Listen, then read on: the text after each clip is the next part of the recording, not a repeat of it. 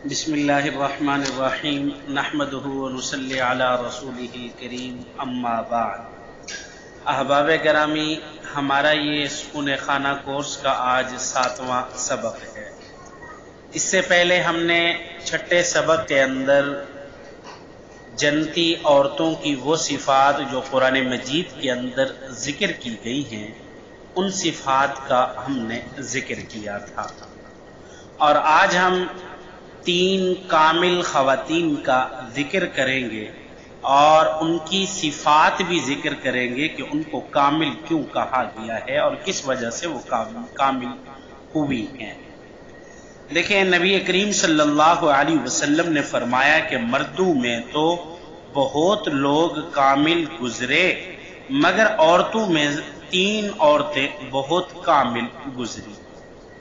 ایک حضرت be be مریم علیہ السلام اور دوسری حضرت آسیہ بنت مزاحم، یہ فرعون کی بیوی تھی، اور تیسرے نمبر پر امہات المؤمنین میں سے سیدنا خدیجہ الکبریٰ رضی اللہ تعالی عنہا، یہ نبی کریم صلی اللہ علیہ وسلم کی زوجہ۔ ان 3 عورتوں کا نام لیا، یہ 3 عورتیں بہت کامل گزری۔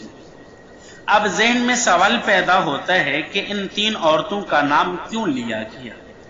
اللہ تعالی ہمارے اکابر کو جزائے خیر عطا فرمائے، انہوں نے علوم و معارف کے دریا بہا دیے، ایک ایک نقطہ کو کھول کھول کر بیان کیا۔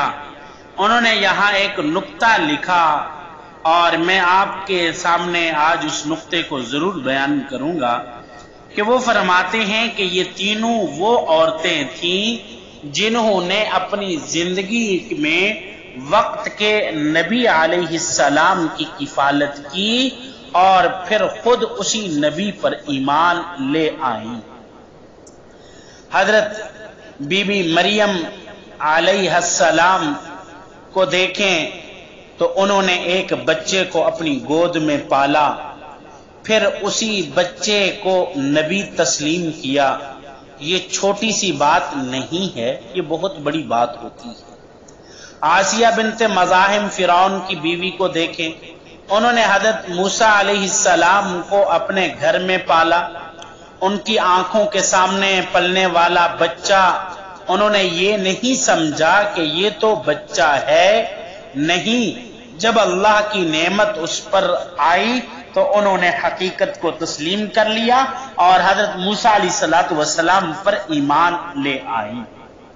اور تیسری عورت سیدنا خدیجہ الکبریٰ رضی اللہ تعالی عنہا، انہوں نے نبی کریم صلی اللہ علیہ وسلم سے اس وقت نکاح کیا جبکہ نبی علیہ السلام غربت کے عالم میں تھے، تنہائی کے عالم میں تھے۔ انہوں نے اولاً اپنے مال سے، اپنی خدمت سے نبی کریم صلی اللہ علیہ وسلم کو مضبوط کیا۔ جب اللہ کے محبوب کو نبوت ملی تو انہوں نے پھر حقیقت کو تسلیم کر لیا۔ تو گویا ان تینوں عورتوں میں ایک یہ خاص چیز پائی جاتی ہے کہ یہ حقیقت کو تسلیم کرنے والی عورتیں تھیں۔ کیا آج کی عورتیں حقیقت کو تسلیم کرتی ہیں؟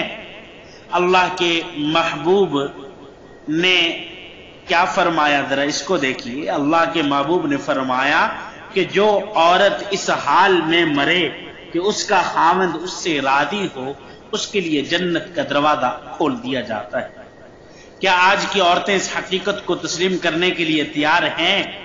اگر تیار ہیں تو یہ آج اپنے دل میں عہد کر لیں کہ ہم آج کے بعد اپنے خاوند کے دل کو غم زدہ نہیں کریں گی، بلکہ غم زدہ اور پریشان خاوند کے دل کو خوش کرنے کے لیے ہم اپنا سب کچھ اس کو پیش کر دیں گی۔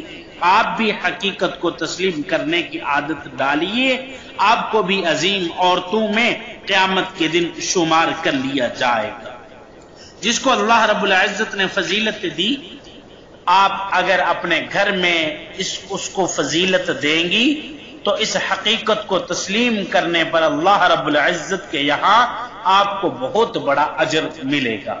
کیونکہ شوہر کو اللہ رب العزت نے ایک مقام اور مرتبہ دیا ہے، تو اس مقام اور مرتبے کی حقیقت کو تسلیم کرنا ہماری ذمہ داری، اور جب تسلیم کر لیں گے تو اللہ رب العزت ہمیں بہت بڑا اجر اور انعام عطا فرمائیں گے۔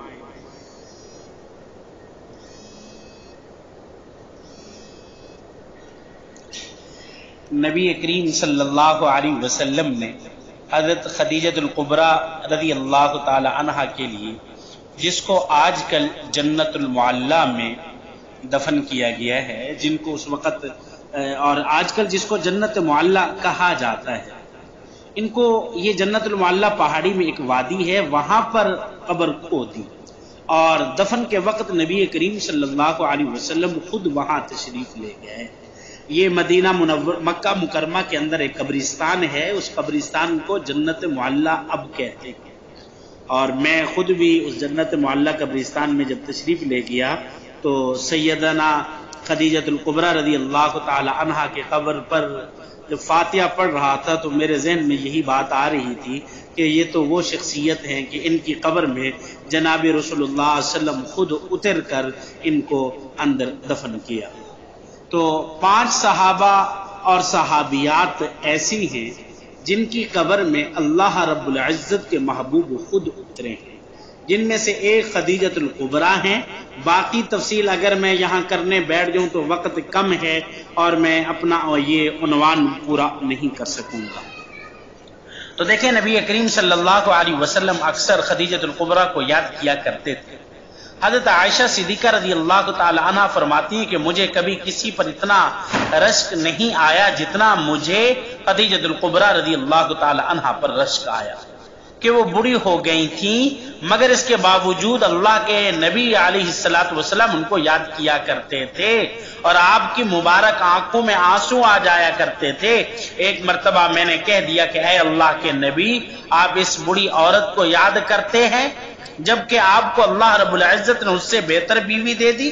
یعنی اپنی طرف اشارہ کیا کہ میں نوجوان ہوں، کم عمر ہوں، خوبصورت ہوں، اور میں نے اسی طرف اشارہ کیا کہ اللہ کے محبوب آپ اس بڑھیا کو یاد کرتے ہیں جب اللہ تعالیٰ نے آپ کو اس سے بہتر نعمت دے دی ہے۔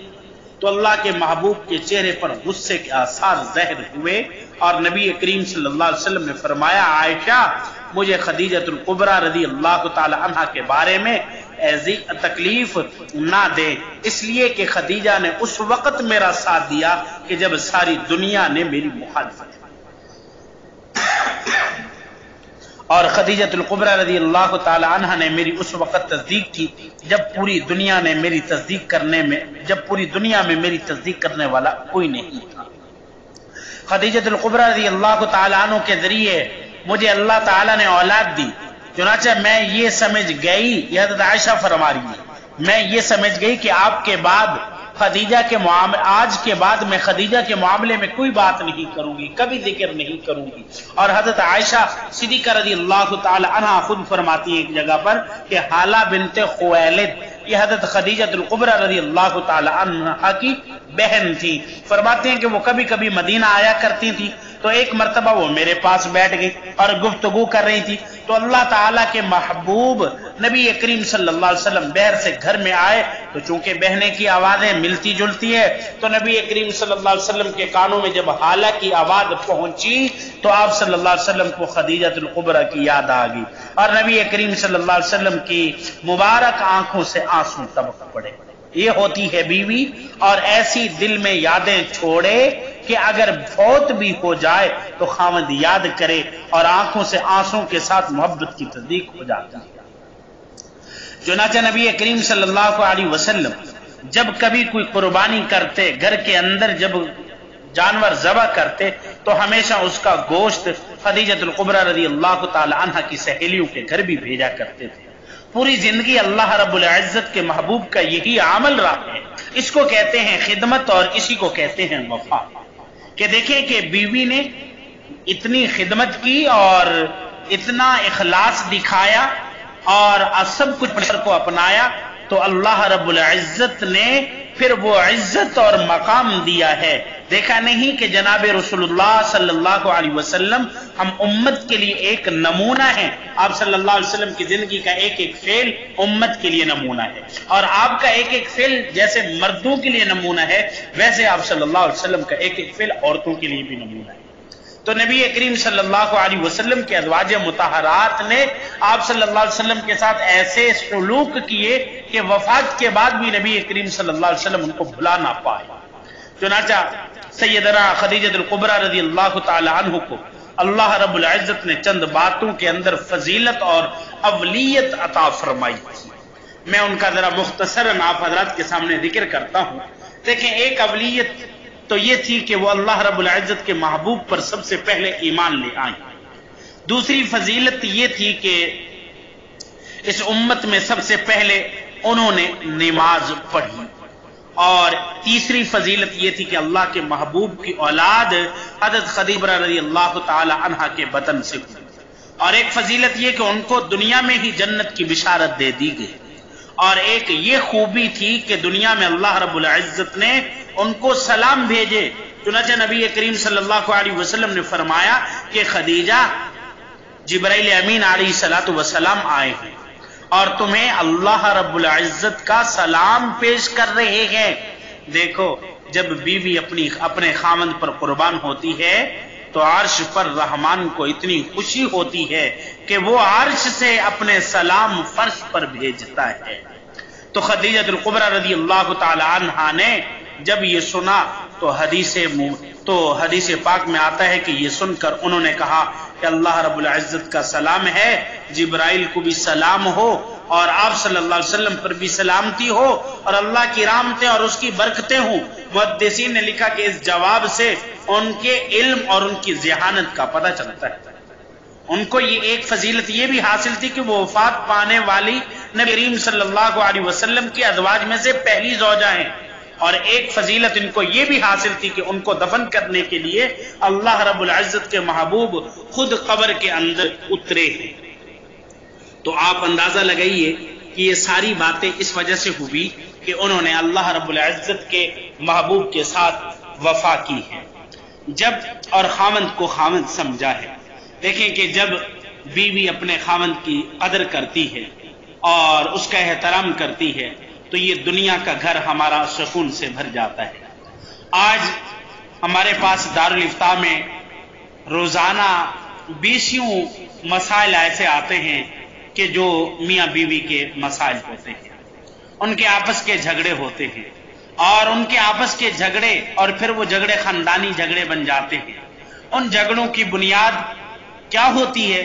وہ صرف اور صرف یہی ہوتی ہے کہ شوہر بیوی کی قدر نہیں کرتا اور بیوی شوہر کی قدر نہیں کرتی. لیکن جب آج ہم ایک دوسرے کی حقیقت اور ایک دوسرے کی قدر کرنا شروع کر دیں گے تو انشاءاللہ العزیز یہ ہمارا دنیا کا گھر سکون سے بھر جائے گا، اطمینان سے بھر جائے گا، اور ہم اسی کو جنت تسلیم کرنا شروع کر دیں گے. تو اس لیے آج کے سبق کے بعد ہر سننے والا اپنے دل میں، وہ مرد سننے والا ہے یا وہ عورت سننے والی ہے، اپنے دل میں یہ عہد کر لے کہ آج کے بعد میں نے، مرد ہے تو اپنے دل میں عہد کرے کہ میں نے اپنی بیوی کا احترام کرنا ہے اور اس کے مقام کو پہچاننا ہے اور اس کو ایک زوجہ کا احترام دینا ہے. اور اگر عورت سننے والی ہے تو وہ اپنے دل میں احترام کر لے کہ مجھے میرے نبی کریم صلی اللہ علیہ وسلم نے حکم دیا ہے کہ میں اپنے خاوند کا احترام بھی کروں اور اس کی عزت بھی کروں اور اس کی حقیقت کو بھی تسلیم کروں. اور جب اس پر عمل کرنا شروع کر دیں گی، امید ہے کہ مجھے بھی آپ اپنی دعاؤں میں یاد رکھیں گی. وآخر دعوانا الحمد للہ رب العالمین.